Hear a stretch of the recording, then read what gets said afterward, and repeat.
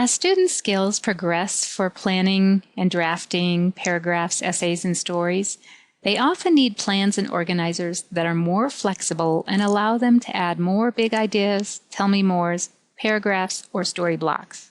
So we've included a feature to allow students to add blocks to the number notes plan, the tiered colored strip paragraphs, the multi-paragraph essay, and the story draft form. You'll find the Add Blocks feature under the Write Tools pull-down. You'll see it right there as it says Add Blocks. Since students will be adding blocks to protected forms, there is one preventative measure I'd recommend they get in the habit of taking to avoid placing a block in a position they don't want in the document. In fact, I often recommend that anytime a student is going to work with a feature that has a pink button in the Write Tools menu, whether that's with our Add Blocks or our Revise and Edit menu or our Word Bank, they should save their document first. These pink buttons usually indicate that you will be performing some action that modifies your document. That might be adding highlights, words, comments, modifying the text or the format. And unfortunately, once you've used a pink button on a protected form, Word's undo command does not work. So your best defense against an unwanted action is to have saved the document first. That way, if you add a block, for instance, to the wrong place in the form, you can just close out of the document without having to save it and come back into the same form. Let me just show you quickly with like a number notes plan that I've pulled up.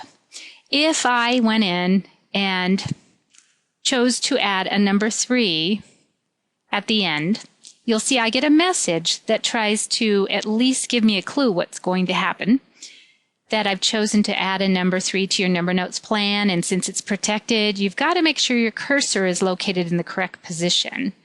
If it is, you can click OK. At this point, if it's not in the correct position, you can always click Cancel. But like I am, some people don't always read those messages. If I were to do this right now, it would put that particular document or that particular block in my document down at the bottom. Perhaps I wanted to put it up at the top, so it's in the wrong spot. One way, or probably the best way, it involves the fact that I had already saved this document. So at this point in time, I would go up and just close out of that document, choose No, I don't want to save that, and then come right back in to Word and pull up that particular document that I had just been using.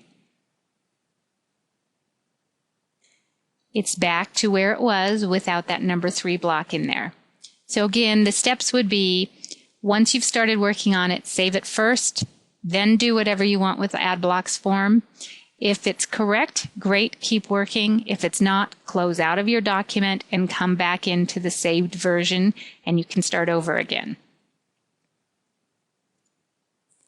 You won't have to worry about students adding the wrong type of block to a form because the program won't allow it. For instance, I could not add a paragraph block to my number notes plan. I would get a message that says the program couldn't add a yellow to the paragraph form. Please make sure you have the correct paragraph form and try again. Well, I don't. I have a number notes plan. At this point, I would just click OK, and then I could go back in to my Add Blocks and work with my number notes block. So you won't have to worry about the wrong types of blocks getting put into the wrong form. What you do have to worry about is where the correct blocks get positioned in the form.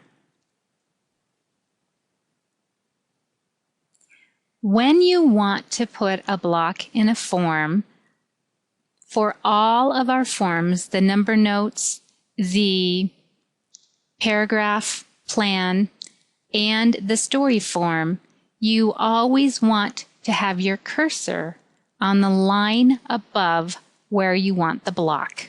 So in this case, with this paragraph form, perhaps I want to put in another yellow.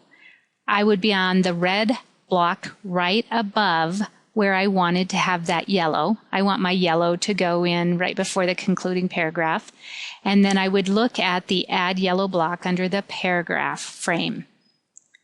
I get my message, yes, my cursor's in the right place, so I'll click OK. And now I have another yellow big idea block to work with.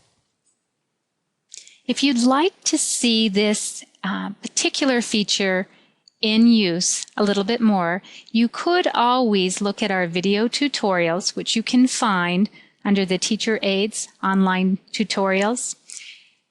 Carolyn Simmons, one of the trainers, has done an excellent example with expository paragraph writing, and in there you can see her adding blocks to the number notes plan and to the paragraph form, if you'd like to see it in work a little bit more. Now I'd like to step you through adding a block to the expository multi-paragraph form. You have to do something slightly different to add a paragraph to this form, so I thought I'd pull it up and show you how to do that.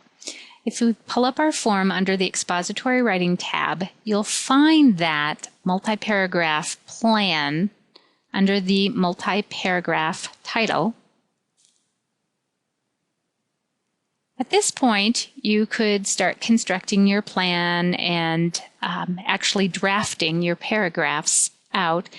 For instance, though, if I decided I needed another paragraph block because there are only 3 in this one, I could use the Add Blocks feature for the essay. I do something slightly different because I really, at this point in time, do not have to worry about where my cursor is placed. I can click the Add Paragraph to Essay button, and you'll see a menu come up on your screen. It tells you that you've chosen to add a paragraph to the form, and before you should proceed or click that Proceed button, you should now place your cursor between paragraphs and then click that Proceed button.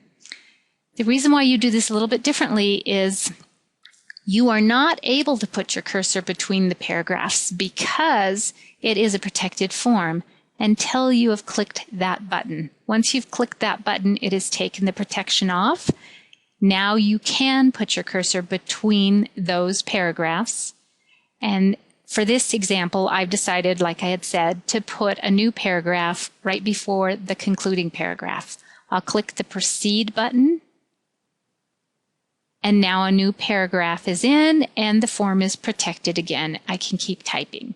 So on that multi-paragraph form, you do something slightly different. You don't have to have your cursor on the line above where you're going to add it. You just can click the button, read the menu carefully, put your cursor between the paragraphs where you want your new block to be, and then click Proceed, and it'll place it in there. There is no limit via the program on how many blocks you add to your document, but each time you press that pink button, you'll only get one of those particular blocks added at a time. As a teacher, if your student forgot to save the document and then perhaps placed the block in a wrong position, you can always use the Add Picture option that's under the Forms tab. Add Picture does take that protection off your form temporarily. In this case, so you could have added a picture, but at this point you can help them, students, by actually changing the format within the document. If I didn't want this last paragraph in there and needed it removed, I could click on it, highlight it. In this case, I had clicked the right click of my mouse button and I just chose Cut, and it removed it. Now that I have modified that form and fixed it the way I need it, I can go back into Forms and do the Type in form. I wouldn't recommend showing this to your students because it's just kind of a little bit more complicated step.